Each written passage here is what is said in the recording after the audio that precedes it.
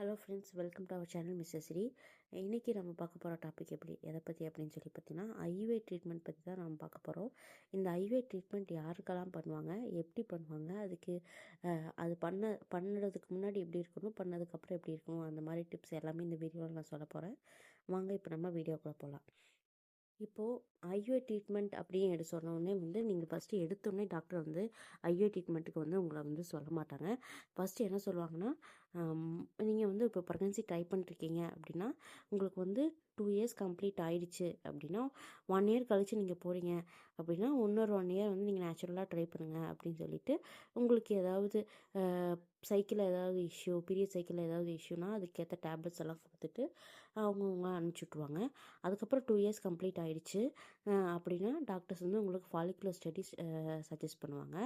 அந்த follicular study கிட்டத்தட்ட ஒரு 6 டைம்ஸ் பண்ணிட்டோம், அப்போ சக்ஸஸ் ஆகலைன்னா அடுத்ததாக உங்களுக்கு அவங்க குழாயில் ஏதாவது பிரச்சனை இருந்தாவோ அல்லது குழாயில் அடைப்பு இருந்தாவோ அல்லது உங்களோட ஹஸ்பண்டோட ஸ்பெர்மில் ஏதாவது இஷ்யூஸ் இருந்துச்சுனாவோ அதில் மொட்டிலிட்டி இஷ்யூ இல்லை அது க்ரோத் இஷ்யூ இல்லை அதில் ஸ்ட்ரக்சர் இஷ்யூ அந்த மாதிரி ஏதாவது இஷ்யூ இருந்துச்சுன்னா ஐயுஐ பண்ணுறதுக்கு டாக்டர் சஜஸ்ட் பண்ணுவாங்க.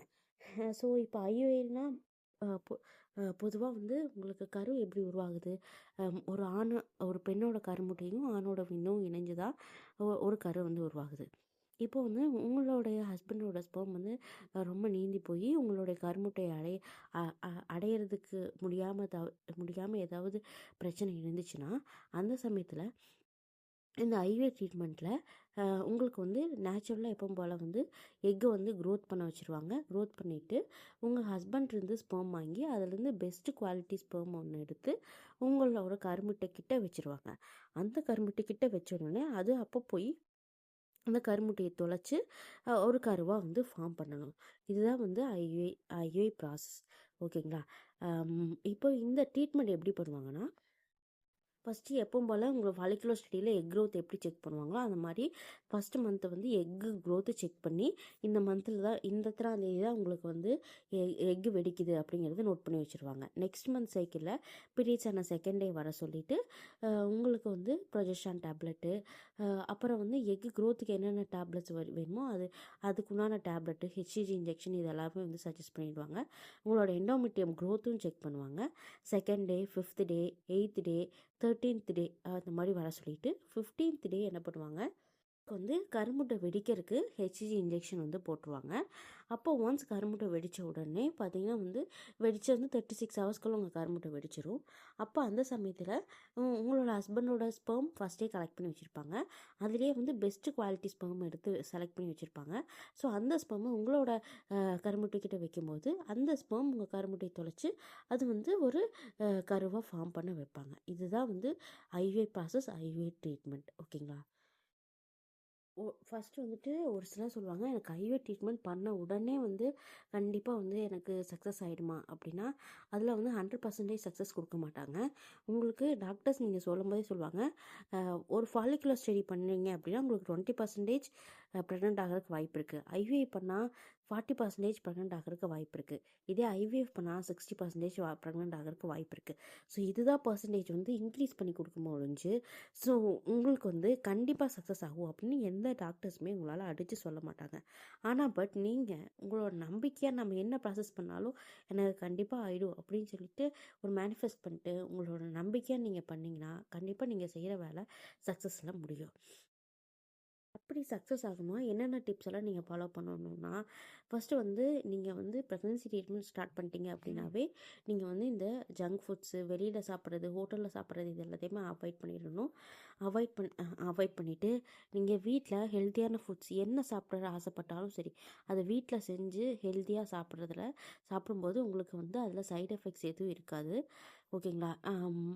இப்போ நீங்கள் ஐயுஐ ட்ரீட்மெண்ட் பண்ணிகிட்ருக்கீங்க அப்படின்னா அந்த ஐயுஐ ட்ரீட்மெண்ட் பண்ணுற சமயத்தில் என்னென்ன மெத்தட்ஸ் நம்ம ஃபாலோ பண்ணலாம் அப்படின்னா, நீங்கள் அப்போ சீட் சைக்கிளிங்களோ இல்லை ஒரு கலச்சிக்காய் சாப்பிட்றதோ அந்த மாதிரி எதுவுமே நீங்கள் பண்ண வேணாம். ஏன்னா அது எல்லாமே வந்து ஹார்மோன் சேஞ்சஸ்க்காக நம்ம பண்ணுறது. உங்களோட ஹார்மோனை கரெக்டாக மெயின்டைன் பண்ணுறதுக்கு டாக்டர்ஸே ஆல்ரெடி டேப்லெட் கொடுத்துருவாங்க. ஸோ அந்த மாதிரி அதனால் வந்து நீங்கள் எந்த ஒரு இதையும் ஃபாலோ பண்ண வேணாம். நீங்கள் வந்து அப்படி ஒரு வேளை உங்களுக்கு ஃபாலோ பண்ண தோணுச்சுன்னா வெந்தய டீ நீங்கள் குடிக்கலாம். இது வந்து உங்களோட பாடி ஹீட்டை வந்து ஸ்டேபிளாக வச்சுக்கிறதுக்கு ரொம்ப ஹெல்ப்ஃபுல்லாக இருக்கும். சுகர் லெவல் கண்ட்ரோல் பண்ணுறதுக்கு ரொம்ப ஹெல்ப்ஃபுல்லாக இருக்கும்.